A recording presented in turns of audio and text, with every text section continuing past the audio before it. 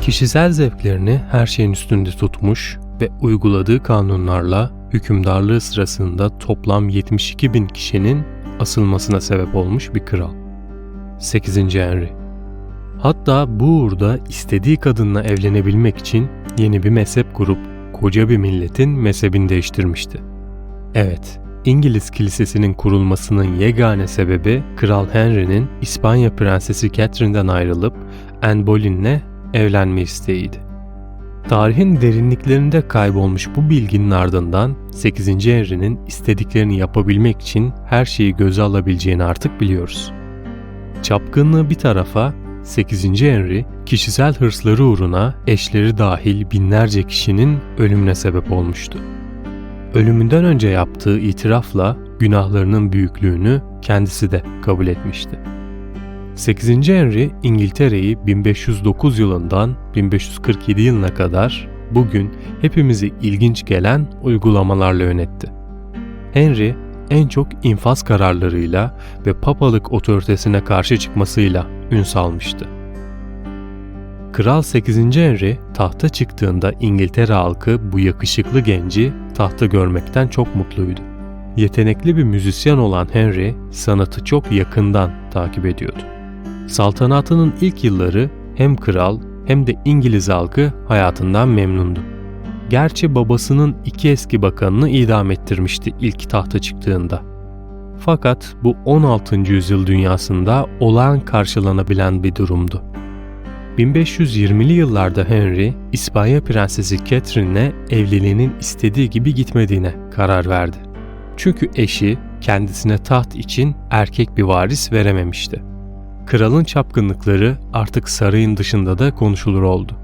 Henry, Norfolk Dükü'nün genç ve güzel yeğeni Anne Boleyn'le evlenmek istiyordu. Ancak bir sorun vardı. 16. yüzyıl Hristiyan hukukunda boşanmalar özel izne tabiydi. Boşanmak isteyen bir de kral olunca doğrudan papanın kendisinden izin alınması gerekiyordu.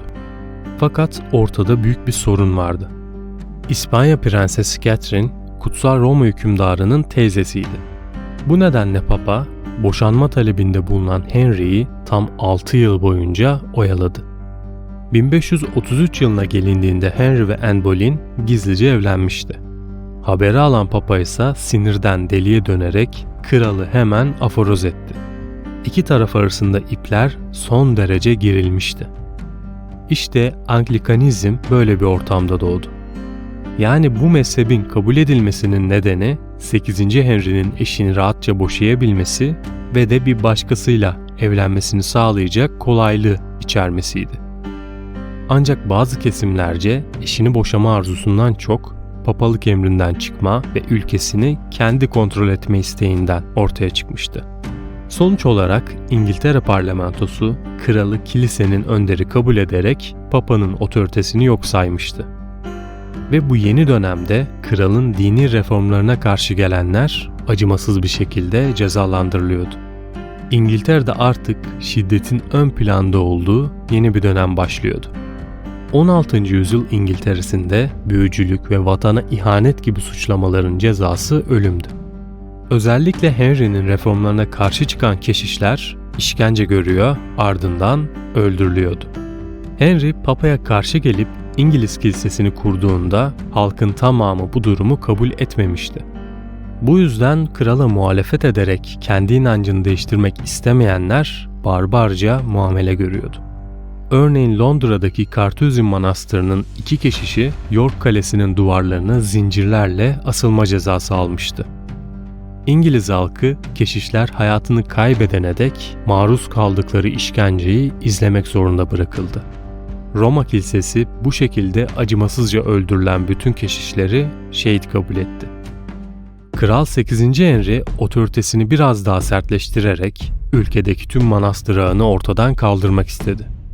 1536 yılına gelindiğinde İngiltere'nin kuzeyinde bir ayaklanma çıktı. Robert Escon liderliğinde 40.000 kadar insan krala karşı silahlandırılmıştı. İsyancılar Kral Henry'nin tekrar papalık otoritesine dönmesini talep ediyordu. Ancak Henry'nin cevabı tahmin edilebileceği gibi olumsuzdu. Bu nedenle isyanı bastırması için Norfolk Dükü'nü görevlendirdi. Norfolk Dükü isyanı kısa sürede bastırdı. Robert Escon da tıpkı diğer keşişler gibi kale duvarına asıldı. Diğer isyancılarsa halkın gözleri önünde 4 parçaya bölündü. Bazıları ise diri diri yakıldı. Ancak bu sırada Henry'nin büyük zorluklarla evlendiği Anne Boleyn'le ilişkisi kötü gitmeye başlamıştı. Bu eşi de taht için bir erkek varis doğuramamıştı ve kralın sabrı taşıyordu. Anne Boleyn'in varis doğurma gibi asıl görevinde başarısız olması kraliçenin de ölüm sebebi oldu. Henry baş danışmanıyla işbirliği yaparak Anne Boleyn'e büyük bir oyun oynadı. Kralın iddiasına göre Anne Boleyn onu aldatıyordu. Ancak bu iddialar tabii ki de doğru değildi. Fakat Boleyn her ne olursa olsun ölüm cezası almaktan kurtulamadı. Bu olay 8. Henry'nin acımasızlığının en büyük kanıtı oldu. Anne Boleyn'in ölümünden yalnızca 11 gün sonra Kral 8. Henry, Jane Seymour'la 3. evliliğini yaptı. Sonunda Henry'nin bu evlilikten Edward adında bir oğlu oldu.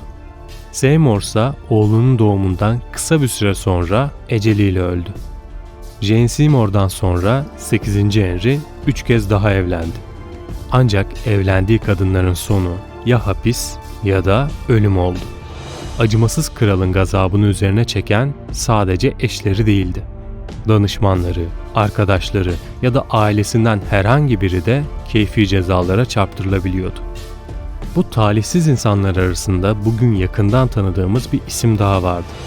Thomas More. Thomas More, İngiltere'nin Roma Kilisesi'nden kopmasına karşı çıkıyordu. Aynı zamanda kralın ilk eşi olan Catherine'den boşanmasına da sıcak bakmıyordu. 8. Henry'nin kilisenin başına geçme niyetine ilke olarak karşı çıkması kendi siyasi kariyerinin sonunu hazırlayıp hain olarak idam edilmesine sebep oldu. Sonuç olarak More, vatana ihanet suçlamasıyla yargılanarak 1535 yılında idam edildi. Cellat onun kafasını kesmeden önce More kalkıp celladı öpmüş, "Sen ve kral bana en büyük iyiliği beni bu kirli düzenden uzaklaştırarak yaptınız. Bunu bil" demiştir. 8. Henry'nin tahta oturduğu süre boyunca herhangi bir İngiliz kendisini bir anda ipin ucunda bulabilirdi. Saltanatı boyunca 70.000 kişinin idam edilmesi bunun en somut kanıtıydı. Acımasız kişiliğinin sonu mudur bilinmez ancak ölümü çok sancılı olmuştu. Hayatının son demlerinde bedeni çürümeye yüz tutmuş ve vücudunun çeşitli yerlerinde hiç iyileşmeyen yaralar oluşmuştu. 8. Henry 1547 yılında öldüğünde İngiliz tahtının en cani hükümdarlarından biri olarak tarihe geçti. Umarım video hoşunuza gitmiştir. Bir sonraki videoda görüşünceye dek kendinize iyi bakın, hoşça kalın.